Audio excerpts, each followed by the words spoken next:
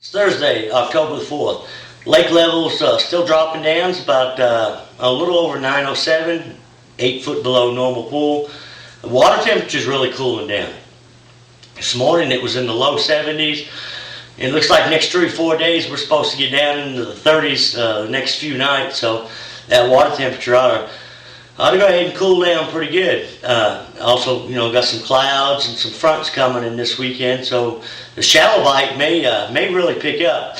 The shallow bite's really been spotty for me. It seemed like about 2.5, 3 weeks ago when things first started to cool down, we were getting a spinnerbait bite, a crankbait, some top water up shallow. And that usually happens, in September, the 1st of September, when we have our first cool down. Then it got real warm again, almost like Indian summer. It got back up in high temperatures again. And the most consistent bite for me still has been deep. But with this cooler weather coming in, it may take just because it cools down real quick and the water temperature may drop. A lot of times them fish just don't come hauling into the bank. It takes them 5 or 6 days after the water's cooled down for, some of the fish to start moving up. But with the front and everything coming in, low pressure system, it may be pretty good this weekend. But I have seen the shad, the last few days I figured out that a lot of the shad are moving like to the center of these deep creeks and pockets. A lot of them fish we've been catching out on the main lake have been on the points and on the sides of the points. And like I talked the last couple of weeks, that was getting tougher and tougher. And it seemed like the keepers were getting, fewer and further between.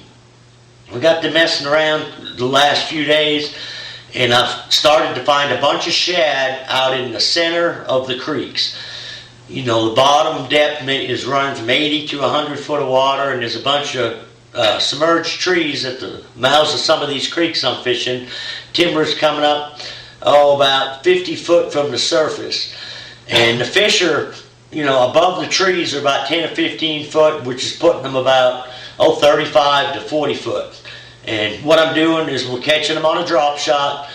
And we're catching a lot of them. The last couple of days has been crazy, the numbers of fish and the amount of keepers. And we've actually been catching some 3-pound Kentuckys, which most of the keepers I had been catching, if they've been a keeper, they've just been 2 pounds. But we've really found some big old Kentuckys. And I'll bet them shad and stuff have been out there, and the fish have been out there a while feeding on them. That's why they're all so chunky out there. But what I've been doing is marking my line and my customer's line at about 35 foot.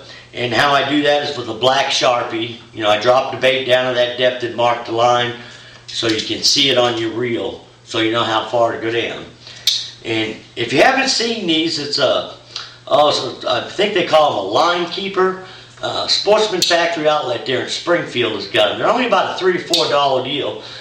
But everybody that's seen them on my rod and that's used them just absolutely loves them. They're so slick for hooking the drop shot up. You just take and tuck the line behind, the weight behind it, get the line underneath it and holds it in place. And if you've got a lure on there with treble hooks or any other kind of hook, you just take and flip it up, and it's got a little hole right in there to put the hook or the treble hook. And it basically comes with a couple different size O-rings, so it'll fit on any rod. It's for $3 or $4. It's really a slick deal. But what I've been doing is I'm putting a little swivel up here about 16 or 18 inches above the hook.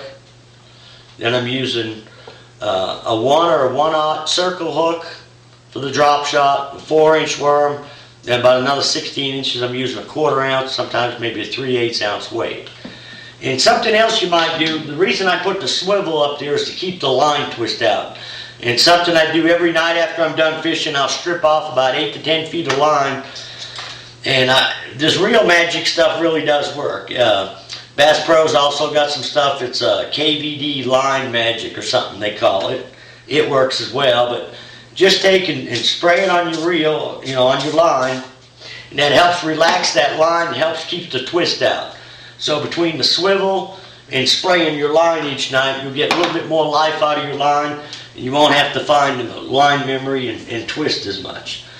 But the worms that have been working the best for me, Watermelon candy's working, watermelon red, but the two that have been working by far the best, this is a Chompers, and it's a plum with a blue flake, and also this brown plum laminated worms been working real well.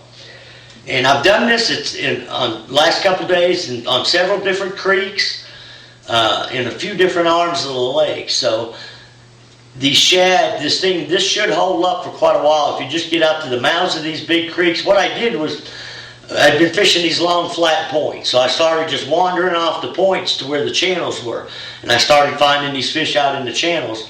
The closer I got to the mouths of the creeks, the better concentration of shad and fish that I found. And I think what's going on is the water's cooling down, the thermocline's breaking up. A lot of these shad are starting to work their way back into the creeks, which is going to be great because the fish are going to follow them. And hopefully we'll get some of them bigger largemouth starting to show up. We've caught several smallmouth out there with the Kentuckies. Very few largemouths, but mainly Kentucky bass out there.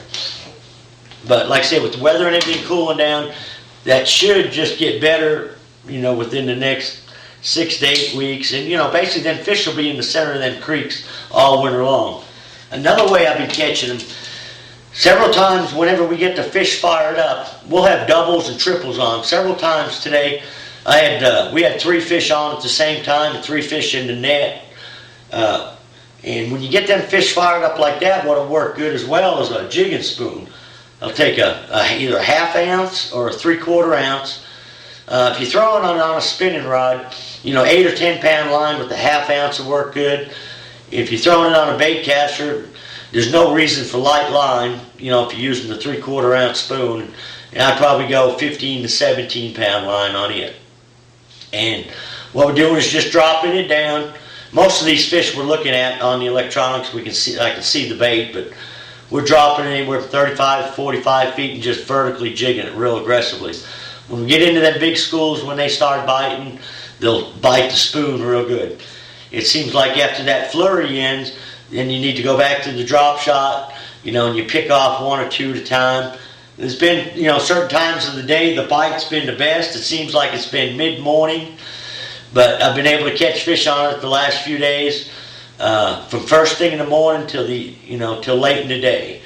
Now I have been throwing a topwater for the first hour and a half, and a spinnerbait, some and a shallow bill crankbait, mixing it up, but only catching 2 to 3 fish in the first hour and a half in the morning, which should be the prime time to do that. We're catching as many topwater fish out there in the middle of these creeks where these big schools of shad and Kentuckies are.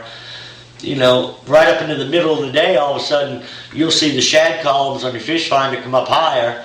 The fish are pushing them up, and without a cloud in the sky, we're catching fish in the middle of the day on a topwater.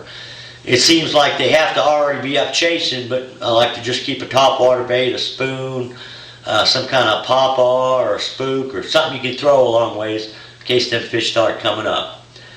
And if anybody's interested, I've got my boat for sale. It's a Ranger Z520 010 boat, and it's got a 2012 motor I just put on in May. Boat's in excellent shape. I've got it priced to sell. So if anybody's interested in it, just contact me by email or my phone's on my website there.